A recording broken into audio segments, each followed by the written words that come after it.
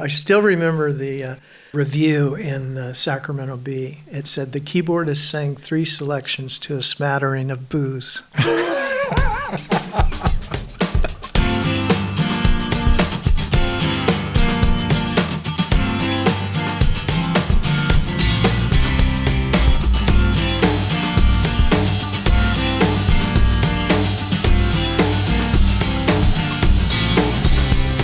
Welcome to True Tunes at 45 RPM, the short-form version of the ongoing conversation you'll hear on the True Tunes podcast and in the digital pages at truetunes.com.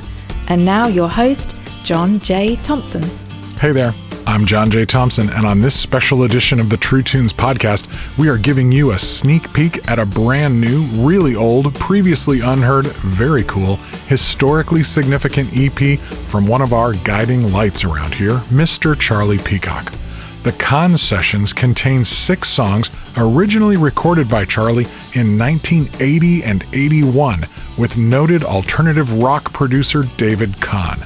These sessions were part of a major label development deal that was struck years before Peacock's debut album, Lie Down in the Grass, would blow all of our minds.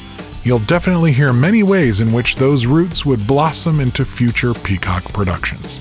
This new EP inspired us to go deeper into Charlie's musical history than you might have ever heard explored before. His recent book, Roots and Rhythm, travels many a winding road of Charlie's family life and musical background, and we'll serve up our take in that history to you very soon. But for now, let us give you an appetizer as Charlie unlocks the vault to bring us the Kahne sessions as we head to Charlie's studio for this sit down.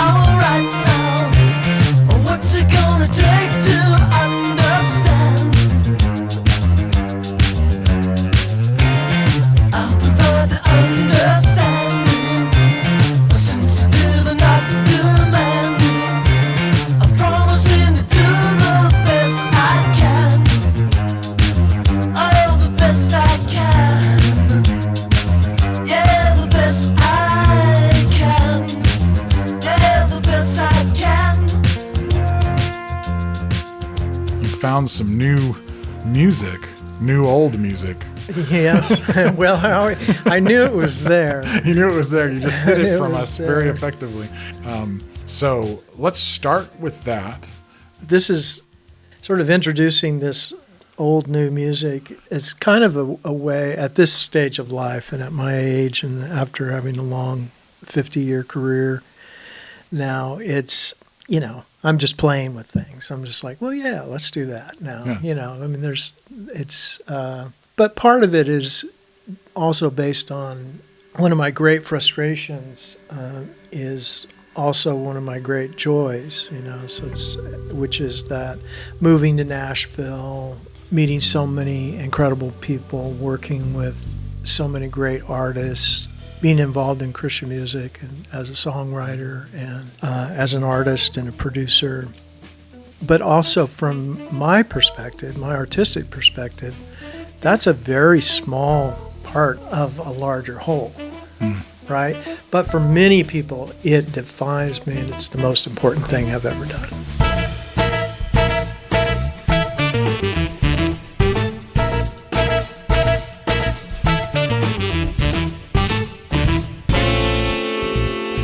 And so going back to these songs, it's one way of helping people see like, hey, before you even heard of me, I was working for 15 years. Right. When I moved to Nashville, I was 33 years old. And so that, for many people, that was the moment. It wasn't the Exit Records stuff. That was the moment that I appeared on the scene, right? Right. And so, when Andy and I got married in 1975, I was a working musician then, / dishwasher, fry cook, which I would do for a week or 2 weeks and then quit and have another gig. And at that time, I played pop music in cover bands and played jazz with the up and coming serious, young jazz musicians in Northern California. And in those days, I lived an hour and a half from San Francisco. And San Francisco was still very much a hotbed of American music, hugely so, and very diverse. And it also amplified my impulse already to be in racially diverse bands.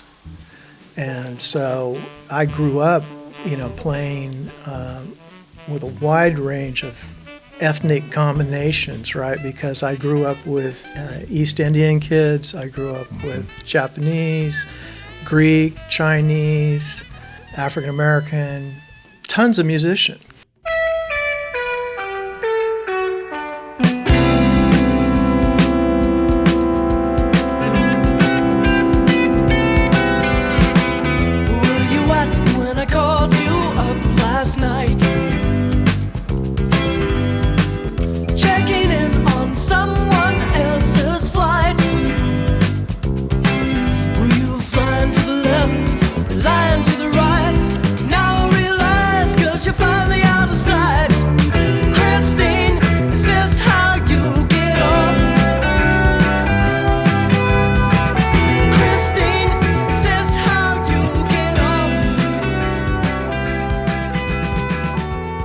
You're not very old by the time you get you get a pretty legendary producer to want to collaborate with you, but I'm hearing a kid who sounds like Joe Jackson or... Well, that's a great point to make, because then you see what happens when, someone like me, which is like Joe Jackson, which is like Sting, yeah, right? Because we all have the same background. Right. And we were all drinking from the same fountain. Yeah.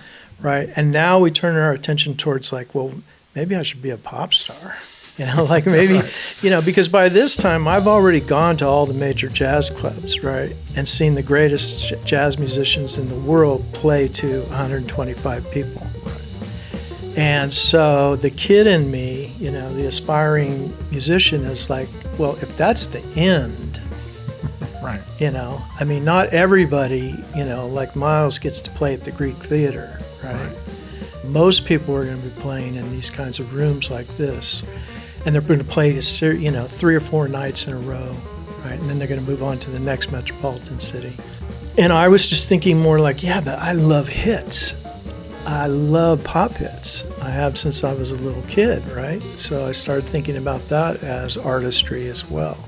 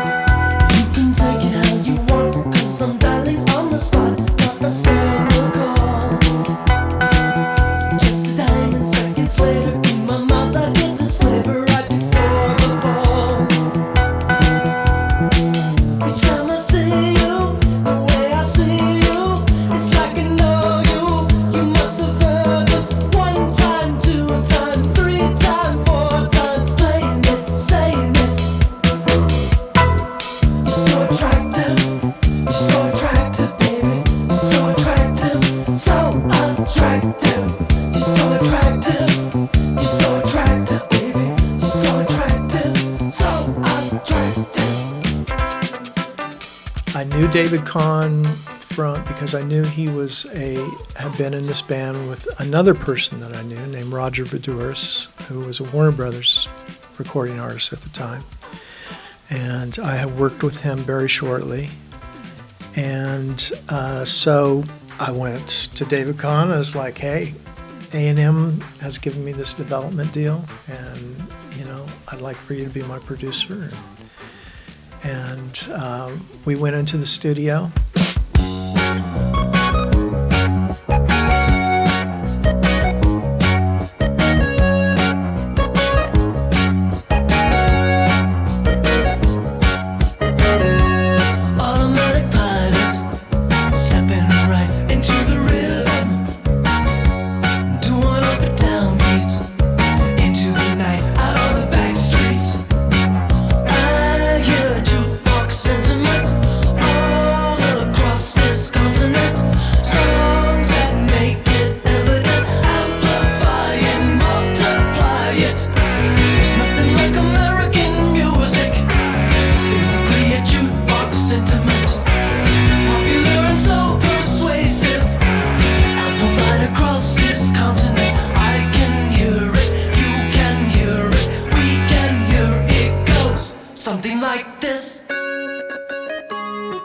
I thought the song American Music would be the hit song.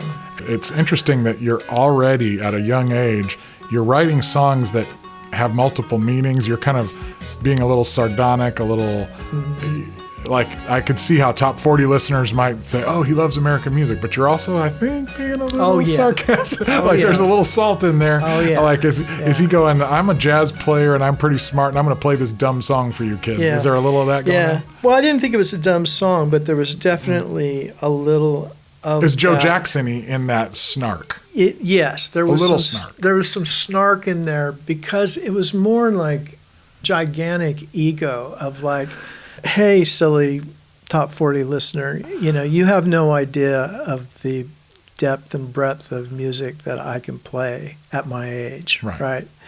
And unfortunately, the system won't allow me to reveal that. There is no lane by which, me and my group of cronies can reveal, our brilliance. It wouldn't be safe for you kids. And so we're going to just kind of synthesize it down into this 3.5-minute pop song, and hopefully some of it will leak into there, and a little bit of a wink too. But then you have like on Rhythm Girls, where we do sort of branch out a little bit with the thing like where Steve Urgiagi's guitar part, that will come back later in all kinds of different records, just that tease of jazz, right? And even though Mark didn't play jazz on it because he just did long whole notes mostly in the rapid kind of tonguing trumpet part. But yeah, that was when Mark Isham was in a band called Group 87 and in Rubisa Patrol with Art Landy, who I used to go see all the time. And then, Mark went on to become massively, well-known film composer.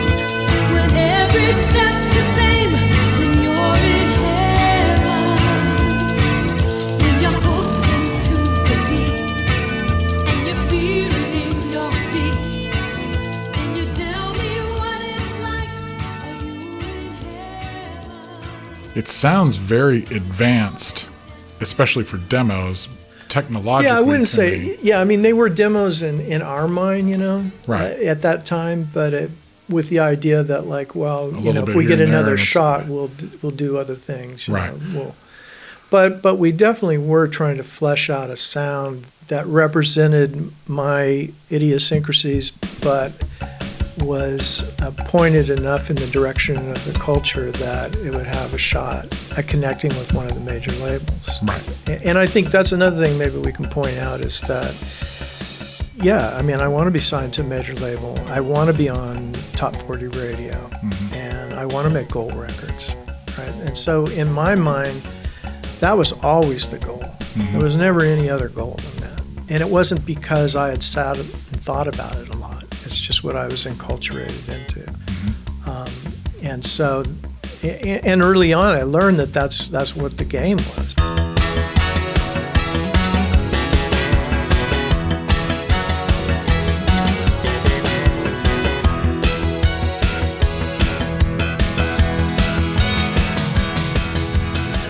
And that reminds me that a lot of what we hear in these demos, I can hear you're kind of playing with a lot of that sound that's going to blend world music and pop and some of those jazz elements and even some of the melodic things that we're going to hear in Lie Down in the Grass a couple of years later. He was brilliant at taking my hints at where I wanted to go, or sort of unpolished elements, and then helping me take them to the next level. Because there were a lot of recording technique things that I just didn't know yet. Right. If there were any critique about the music on this Kahne sessions, it was like, well, I don't know if there's a hit yet. You were constantly confronted with that. Mm-hmm. I don't know if there's a hit yet. It's great, shows great potential, all of that, right? But I don't know if there's a hit yet. I was not prepared for it at all. I was on my worst behavior, and it just was not good. I mean, I knew it wasn't good. And so they passed on, converting it to a full record deal. So David, I think he felt like, you know what, you need to take care of your substance abuse problems, number one. But I really do think you have something here. So David and I shook hands and said, well, hey, it didn't really work out. He went on to work, go to Columbia Records and help Howie Klein build this 415 Records, which had Translator, Wire Train, and other great Romeo Void of the era. That's how Aaron got in Romeo Void. Right. So there's a lot of tapestry there. And then the next crop of music business people started showing up. Is there a rhyme and reason, a cause and effect? Was all this directly related to the fact I want a big man's hat? I want a big man's hat. Oh, yeah, I want a big man's hat. I want a big man's hat. I want a big man's hat. I want a big man's hat.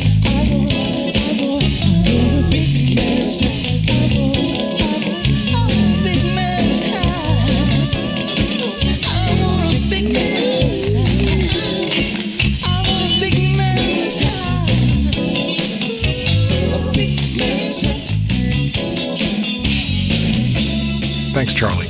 And trust me when I say that there is a lot more where that came from.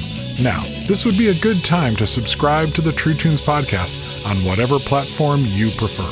We will be back soon, and you do not want to miss a beat. Thank you.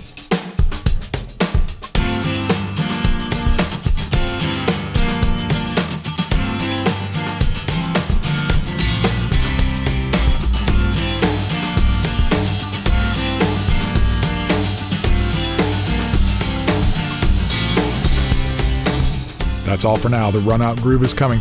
If you dig the show, please subscribe and spread the word. Also, please leave us a review and rating on Apple Podcasts, subscribe to our email list at truetunes.com, and find and follow our weekly Spotify Gallery Stage mixtape.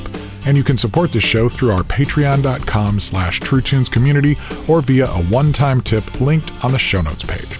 So tell your friends about the show, post it on your socials, and let us know what you think. Thanks. This podcast is produced by John J. Thompson and Bruce A. Brown for Gyroscope Productions and is intended for the private use of our listening audience. The contents are protected by US copyright law and are the intellectual property of Gyroscope Productions, with the exception of songs or clips that are from previously copywritten materials. Everything on this episode is used by permission or under fair use provisions. Thanks for listening. Cheers. We'll see you next time.